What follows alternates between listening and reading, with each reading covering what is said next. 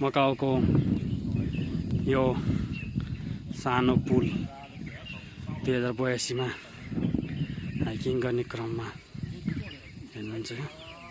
यो पुल छुट्टै सौन्दर्य यो हेर्नुहुन्छ यहाँ छुट्टै सौन्दर्य बोकेको छ यो पुलले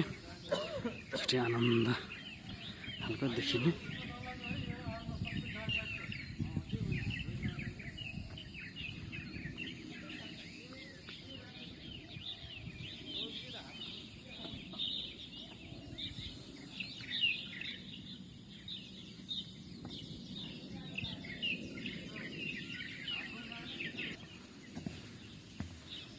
यस्तोको छुट्टै आनन्द हाल्नु पर्छ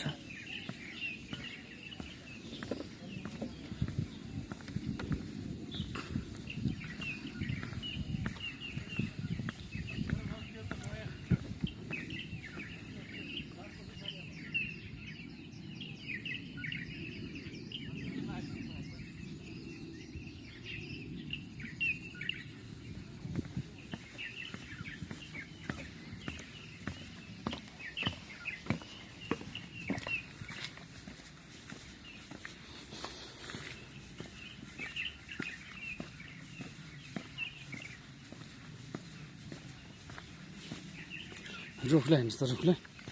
कसरी अड्याएको छ यस्तो बिच जग्गामा रुखले यसरी अड्याएको छ हावाहुरी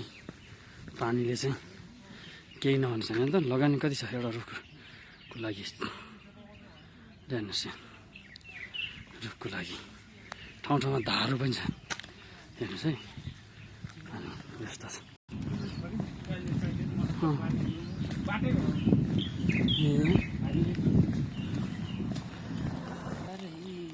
छ अब खाजा खाने बेला भयो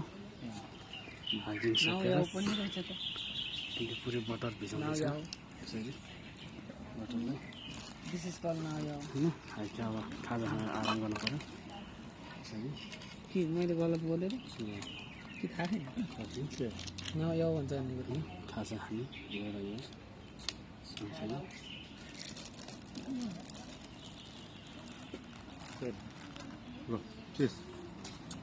बटर